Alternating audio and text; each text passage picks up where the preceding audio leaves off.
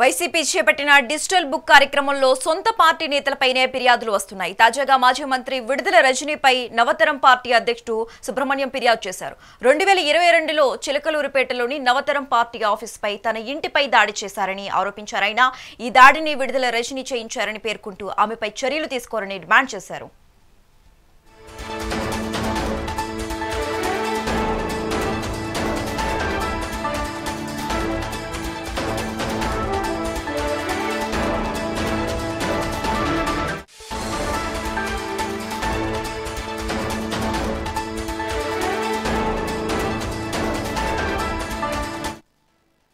YCP చేపట్టిన digital book కార్యక్రమంలో సొంత పార్టీ నేతలపైనే ఫిర్యాదులు వస్తున్నాయి. తాజాగా మాజీ మంత్రి విడుదల రజనీపై నవతరం పార్టీ అధ్యక్షుడు సుబ్రహ్మణ్యం ఫిర్యాదు చేశారు.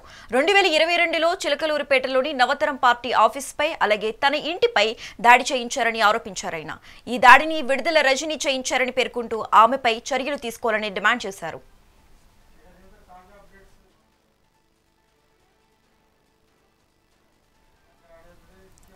రైట్, ఇక ఇదే అంశానికి సంబంధించి మోర్ అప్డేట్స్ మా ప్రతినిధి స్వామి ఫోన్ ద్వారా అందిస్తారు. స్వామి, ఏదైతే మనం చూసుకున్నామో, ఏదైతే వైసీపీ నేత తీసుకొచ్చినటువంటి బ్లూ బుక్ డిజిటల్ బుక్ సంబంధించి తొలి కంప్లైంట్ కూడా చెప్పుకోవచ్చు. అది కూడా చిలకలూరుపేట మాజీ మంత్రి విడుదల రజనీ మీద తొలి కంప్లైంట్ నమోదవడం కూడా పెద్ద చర్చనీయాంశంగా మారిందని చెప్పుకోవచ్చు. సుబ్రహ్మణ్యం అనే వ్యక్తి తన నవతర పార్టీకి చెందిన వ్యక్తి కావడంతో 2022లో మాజీ మంత్రి విడుదల రజనీ తన ఇంటి పైన తన కారు పైన దాడి చేయించారని చెప్పేసి కంప్లైంట్ ఇవ్వడం అయితే జరిగింది.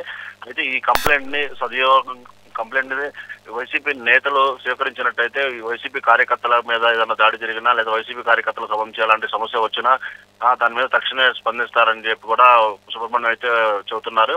అయితే ముందు తను ఇచ్చిన కంప్లైంట్ మీద ఎలాంటి చర్యలు తీసుకుంటారో దాన్ని బట్టే డిజిటల్ బుక్ మీద కూడా నమ్మకం కలుగుతుందని కూడా సుబ్రహ్మణ్యం అయితే చెబుతున్నారు. అసలుకి ఈ కంప్లైంట్ ఇచ్చే దాఖలాలు ఎందుకు వచ్చినాయని కూడా చూసుకున్నట్టయితే 2022లో నవతర పార్టీకి చెందినటువంటి సుబ్రహ్మణ్యం ఇంటి పైన కొంతమంది గుర్తు తెలియని వ్యక్తులు దాడి చేశారు. ఆ దాడికి సంబంధించి విడుదల రజనీ చేయించారని చెప్పి కూడా సుబ్రహ్మణ్యం గతం 2022లో వాపోయారు. అప్పుడు కంప్లైంట్ ఇవ్వడం కూడా జరిగింది. ఆ కంప్లైంట్ సంబంధించి ఎఫ్ఐఆర్ కూడా నమోదు అవ్వలేదు. అయితే ఇప్పుడు డిజిటల్ బుక్ ఏర్పడిన తర్వాత తొలి కంప్లైంట్ డిజిటల్ బుక్ లో అయితే కంప్లైంట్ ఇవ్వడం అయితే జరిగింది. ఈ డిజిటల్ బుక్ లో ఇచ్చిన కంప్లైంట్ మీద తక్షణమే చర్యలు తీసుకోవాలనే కోణంలో కూడా సుబ్రహ్మణ్యం ఎదురు చూస్తున్నారని కూడా చెప్పుకోవచ్చు. అసలు ఈ కంప్లైంట్ కి ఇవ్వడానికి సుబ్రహ్మణ్యం ఎవరైనా ఉన్నారా, లేకపోతే నాయకులు ఎవరన్నా ఇలా చేపిస్తున్నారన్న కోణంలో కూడా రాజకీయాల పెద్ద చర్చనీయాంశంగా మారిందని కూడా చెప్పుకోవచ్చు. Thanks for the updates Swamy.